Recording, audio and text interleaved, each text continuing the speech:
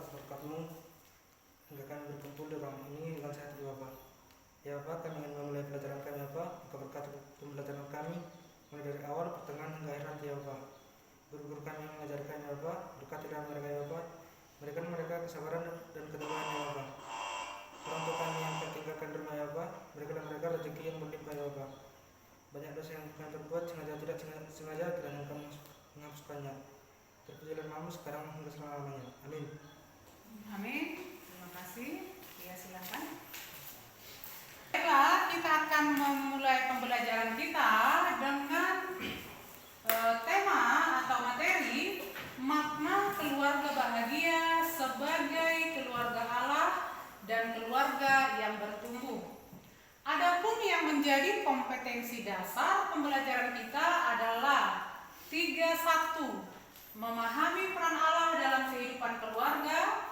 4.1, bersaksi tentang peran Allah dalam keluarganya. Dan yang menjadi indikator pencapaian kompetensi adalah 3.1.1, menjelaskan makna keluarga bahagia sebagai keluarga Allah. Dan 3.1.2, menemukan perbedaan pertumbuhan keluarga di dalam dan di luar Yesus Kristus dalam Yohanes 15 ayat 1-8. 4.1.1, menunjukkan pesan Alkitab tentang hambatan pertumbuhan dalam Lukas 8 ayat 4-25. Dan yang menjadi tujuan pembelajaran, kami undang satu anak didik kami untuk membacakannya. Silakan dengan suara yang lantang. Ya, silakan. Mampu menjelaskan makna keluarga bahagia sebagai keluarga Allah. Mampu menemukan perbedaan pertumbuhan keluarga di dalam dan di luar Yesus Kristus, tertulis dalam Yohanes 15 ayat 1-8. Oke, terima kasih. Sebelum kita lanjutkan membahas materi, di sini ada gambar saya tampilkan, ibu tampilkan, perhatikan. Dan menurut kamu, dari gambar tersebut, apakah yang dimaksud dengan keluarga bahagia? Ayo silahkan, siapa yang bisa kasih pendapatnya? Apakah yang dimaksud dengan keluarga bahagia? Keluarga bahagia adalah keluarga yang ekonominya tercukupi dan hidup rukun. Oke, baik, terima kasih. Ada lagi? Ya, silakan. Keluarga bahagia adalah keluarga yang menikmati kebersamaan dalam suka maupun duka. Ya, baik, terima kasih kepada anak didik kami. Ada yang mengatakan tadi, kelompok 1 tadi, si Putra tadi mengatakan keluarga bahagia itu adalah keluarga yang selalu rukun. Nah, kemudian si Rijal tadi mengatakan keluarga bahagia itu adalah keluarga yang selalu bersama-sama di dalam suka dan duka, di dalam pengajaran Tuhan. Oke, baik, terima kasih. Apakah kalian tahu banyak orang, maka banyak juga definisi tentang keluarga bahagia. Di antaranya ada yang mengatakan keluarga bahagia itu jika memiliki materi yang banyak atau secara ekonomi tercukupi. Ada juga yang beranggapan bahwa keluarga yang bahagia itu adalah orang yang atau keluarga yang memiliki pendidikan tinggi, memiliki jabatan tinggi. Nah, apakah itu salah? Tidak. Nah,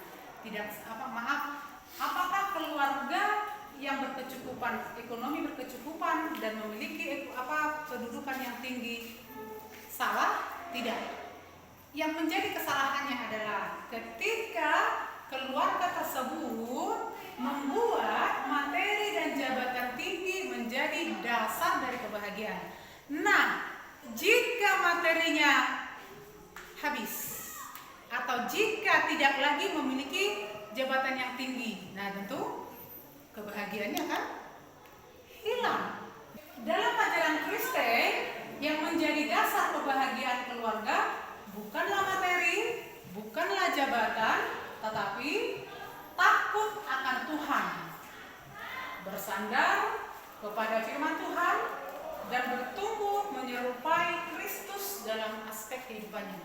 Kalau dikatakan takut akan Tuhan, kalau dikatakan takut akan Tuhan, dalam pembelajaran kita sebelumnya, takut akan Tuhan itu bukan berarti bersembunyi dari Tuhan, tetapi justru semakin mendekatkan diri kepada Tuhan. Bagaimanakah cara cara kita mendekatkan diri kepada Tuhan atau menunjukkan rasa takut kepada Tuhan, yaitu dengan menuruti perintahnya dan menjauhi larangannya. Oke, baik. Berkembang atau bertumbuh bukan hanya di dalam kuantitas atau jumlah, misalnya suami istri menikah kemudian punya anak. Nah, bukan itu saja yang mau dimaksudkan, tetapi kualitasnya.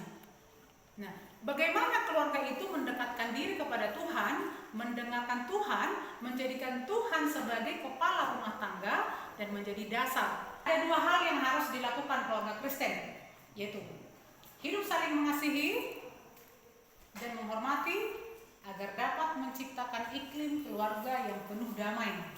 Dua, tetap berpegang kepada Tuhan dan percaya kepada pemeliharaan Tuhan. Oke. Baik, nah kita akan memasuki kelompok, diskusi kelompok. Nah, silakan diperhatikan bahannya ini. Nah, di sana ada pertanyaannya. Bandingkan dua gambar di bawah ini dan temukan perbedaan ranting anggur pada gambar B lebih subur daripada ranting anggur pada gambar A. Dan temukan perbedaan pertumbuhan keluarga yang bertumbuh di dalam dan di luar Yesus Kristus dalam Yohanes 15 ayat 1 sampai 8. Silahkan dibaca Alkitabnya. Nah, yuk silahkan didiskusikan dengan temannya. Nah, silahkan kelompok 1 membacakan hasil diskusinya ke depan. Siapa orangnya? Yuk disepakati. Ya. Yang lain diperhatikan ya. Ya. Penyebab ranting anggur B lebih subur daripada ranting anggur pada gambar A adalah ranting B memiliki pertumbuhan yang baik karena tinggal pada pokok yang benar dan mendapatkan perawatan yang baik dari pemiliknya. Dan ranting pada gambar B menerima dengan baik segala perawatan yang diberikan oleh pemiliknya. Sementara ranting anggur A tidak menerima perawatan yang baik dari pemiliknya karena tidak berada pada pokok dan pemilik yang benar sehingga tidak dapat bertumbuh dengan baik. Oke, ya demikian tadi pendapat kelompok 1. Silakan kita kasih aplaus. Nah, sekarang pendapat kelompok 2. Silakan. Silakan maju ke depan dengan suaranya yang lantang supaya temannya yang lain mendengarkan. Ya, siapa tadi? Iya, silakan. Perbedaan yang kami dapat dari kedua gambar tersebut adalah demikian juga keluarga yang tinggal di dalam ajaran Kristus akan menghasilkan buah yang baik karena berakar dan bertumbuh di dalam Kristus. Keluarga yang bertumbuh di dalam Kristus adalah keluarga yang menunjukkan hidup saling mengasihi dan menghormati sehingga tercipta keluarga yang penuh kedamaian dan tetap berpegang kepada Tuhan dan percaya kepada pemeliharaannya.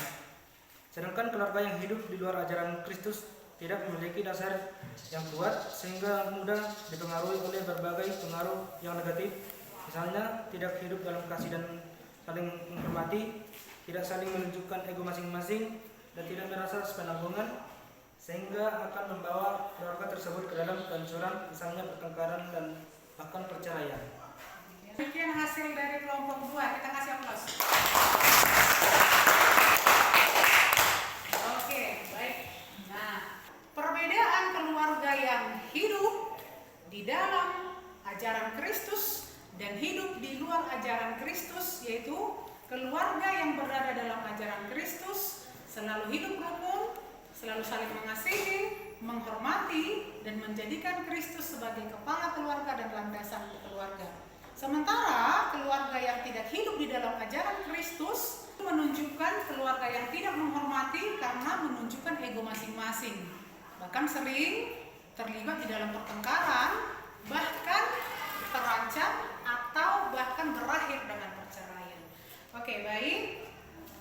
Bertumbuh sebagai keluarga Allah. Jika keluarga itu bertumbuh di dalam Allah, maka keluarga tersebut yang pertama bertumbuh di dalam Kristus, yaitu mengenal Dia, mengasihi dan menaatinya. Yang kedua, keluarga Kristen adalah pusat dan tujuan dari perjanjian Allah, yaitu menjadi saksi bagi dunia. Kalau dikatakan saksi bagi dunia, berarti ketika keluarga itu sudah menunjukkan situasi yang rukun, harmonis, maka keluarga lain akan melihat situasi itu dan hal itu sudah menjadi kesaksian. Nah, jadi orang lain, keluarga lain akan mengatakan, oh inilah dia keluarga bahagia, inilah dia keluarga Kristen. Nah, keluarga Kristen itu rupanya adalah keluarga yang rukun, yang baik, yang saling menghormati. Nah, yang ketiga, keluarga yang bertumbuh di dalam Allah itu adalah keluarga yang berakar, bertumbuh, dan berbuah di dalam Kristus. Ya, nah sebelum kita rangkumkan pertanyaannya, kita akan melaksanakan penilaian, tes, evaluasi. Nah, silakan diberikan kepada teman yang lain. Oke. Ya, jika sudah, yuk silakan dikumpul. Mari. Nah, waktunya sudah habis. Silakan yuk dikumpulkan di sana. Mari. Dibuat namanya ya. Dibuat namanya. Biar nanti ibu tahu itu jawaban siapa kan gitu. Oke ya, si Putra nggak kayak lagi ya. Dia mau ganti jawabannya lagi. Oke, baik. Terima kasih. Iya, sebelum kita mengakhiri pembelajaran kita, silahkan kita rangkumkan pembelajaran. Satu orang silakan membaca nomor 1 satu orang, nomor 2 satu orang. Ya, kelompok 2 dulu nomor 1. Rangkuman. Ya, langsung saja dibaca, tidak usah tepuk tangan. Ya, silakan. Bertumbuh sebagai keluarga Allah berarti bertumbuh dalam pengenalan akan Allah melalui karyanya, firman-Nya dan pengorbanan anaknya sebagai korban tebusan keselamatan bagi umat manusia. Ya, nomor 2, kelompok 2 1. Ya, silakan dibaca. Keluarga yang bertumbuh di dalam Kristus adalah keluarga yang menunjukkan sikap saling mengasihi dan menghormati sehingga tercipta keluarga yang penuh kedamaian dan tetap berpegang kepada Tuhan, percaya pada pemeliharaan Tuhan. Oke, baik. Nah, pembelajaran kita sudah selesai. Nah, yang menjadi tugas di rumah dituliskan. Ada tugas itu tugas mandiri kognitif, kemudian ada tugas mandiri psikomotorik. Silakan dituliskan, dikerjakan di rumah. Minggu depan kita kumpulkan dan saya koreksi dan saya nilai. Jangan ada yang lupa. Nah, kita akhiri pembelajaran kita.